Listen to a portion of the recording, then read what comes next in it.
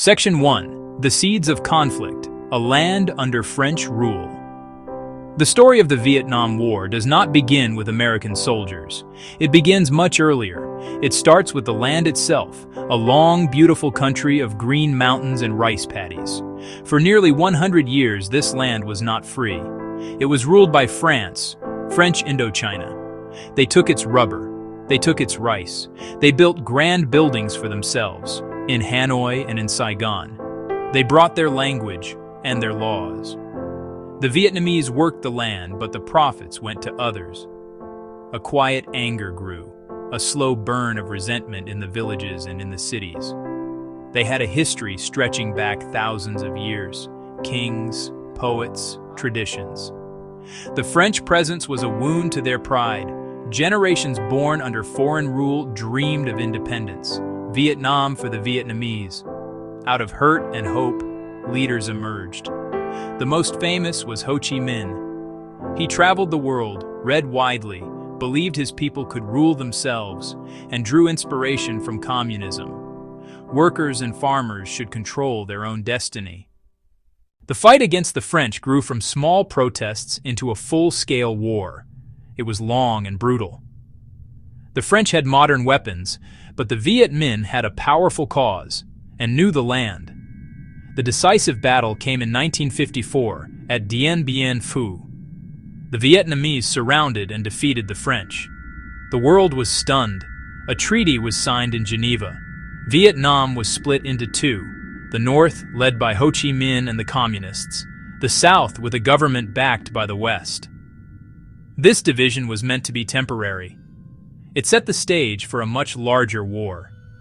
America and the Cold War, a global contest of ideas and influence. Leaders feared a domino effect.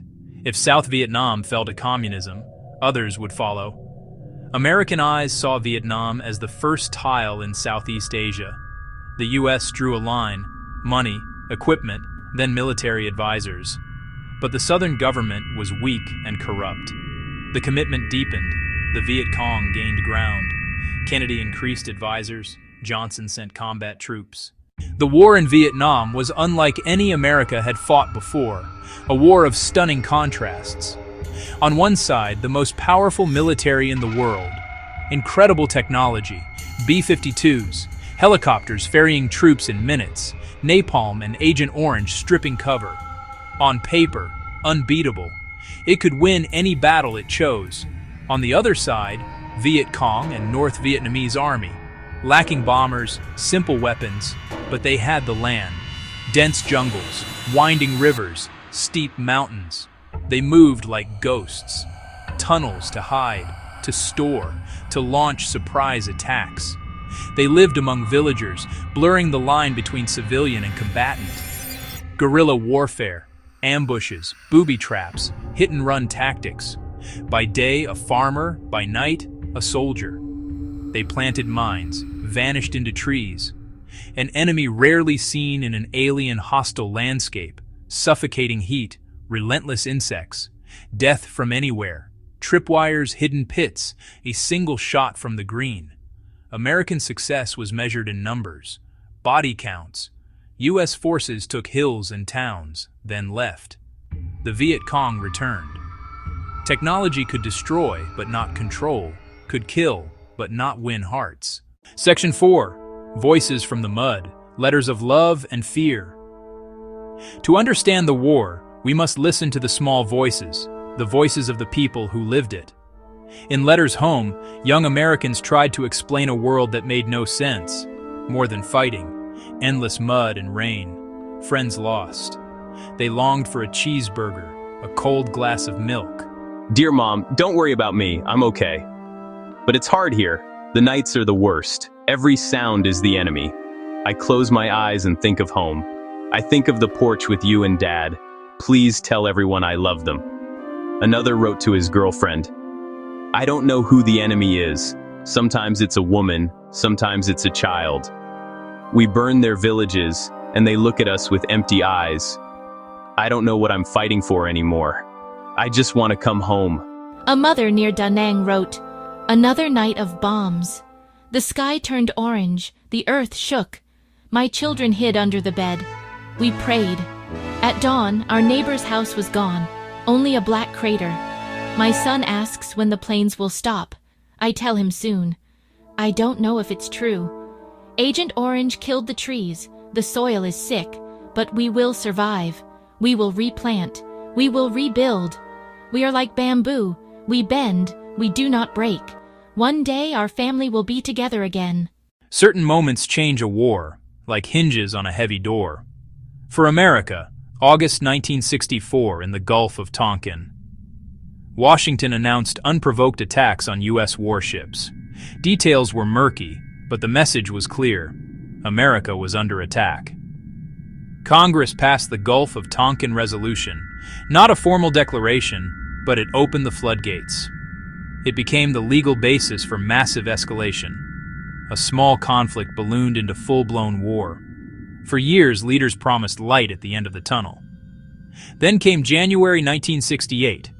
Tet Viet Cong and North Vietnamese struck more than 100 locations, cities and towns at once, even the U.S. Embassy. Militarily, Tet was disastrous for the Communists. Heavy losses, no cities held. But psychologically, it shattered confidence. If the enemy was weak, how could they strike like this? Walter Cronkite called it a stalemate. Tet broke the illusion of progress. The tunnel was much longer and darker than imagined. At home, divisions deepened. Then a story horrified the world. March 1968, the village of My Lai. A company, frustrated by booby traps, entered. They found no enemy soldiers, only old men, women, children, and they killed them. Hundreds of unarmed civilians. The army tried to cover it up. Ron Riddenhauer wrote to Congress and the Pentagon. The press broke the story. Shocking images sent a wave of revulsion. My Lai became a symbol. Moral lines blurred, even erased. This was the first television war. The gruesome reality entered homes nightly. Firefights, wounded lifted to Hueys, children fleeing burning homes. Journalists challenged the government narrative. Body counts, corruption, civilian cost, widening a credibility gap and turning public opinion against the war. Images on TV contradicted confident briefings in Washington. By the late 1960s, pressure to end the war was immense. The cost in lives and money was staggering. Johnson did not run again. Richard Nixon promised peace with honor, withdrawing U.S. troops and training the South to fight on. At the same time, he expanded the war into Cambodia and Laos. Talks began in Paris, the U.S., North Vietnam, South Vietnam, and the Viet Cong. Years dragged on, demands clashed while the war continued. In January 1973, a breakthrough, the Paris Peace Accords, ceasefire, U.S. troop withdrawal, POW release. America's war was officially over. For Vietnamese, peace was fragile. The ceasefire broke. Fighting resumed. Without American air power, the South began to crumble. In spring 1975, the North launched a massive offensive, sweeping south with stunning speed. On April 30th, North Vietnamese tanks smashed through the presidential palace in Saigon. The city had fallen. The final days were desperate. Crowds begged at the U.S. Embassy. Helicopters airlifted Americans and some Vietnamese allies. Ships filled with the boat people fled the new regime. When the last helicopter left Saigon, the war did not truly end. It left deep scars on the land and in the heart. Millions of unexploded bombs and mines would maim for decades. Soil was poisoned by chemicals, leading to birth defects and cancers that haunted generations. Forests gone, fields pockmarked, economy in ruins. The human cost was greater still. Millions of Vietnamese soldiers and civilians dead, millions wounded, widowed, orphaned. After 1975, many who worked with the South were sent to re-education camps. Hardship and repression spurred a mass exodus. Millions fled in small boats, risking the ocean to find a new life. In America, 58,000 dead were mourned. Survivors carried wounds seen and unseen. Many returned to a divided, angry country, struggling with PTSD, pain, and misunderstanding. The war changed politics, culture, and trust, a national trauma. The Vietnam War ended decades ago, but its echoes remain, a painful teacher. Its lessons are written in craters and etched on black granite. First, the limits of military power. You cannot defeat an idea with bombs, nor win hearts by destroying homes. Second, the price of ideology. Abstract theories brought concrete suffering and death. Leaders must understand the history, culture, and desires of the people where they intervene. Yet amid pain, resilience, Vietnam rebuilt. Americans sought healing, reconciliation took root.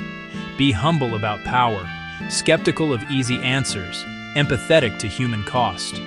The whispers of that war must never be forgotten.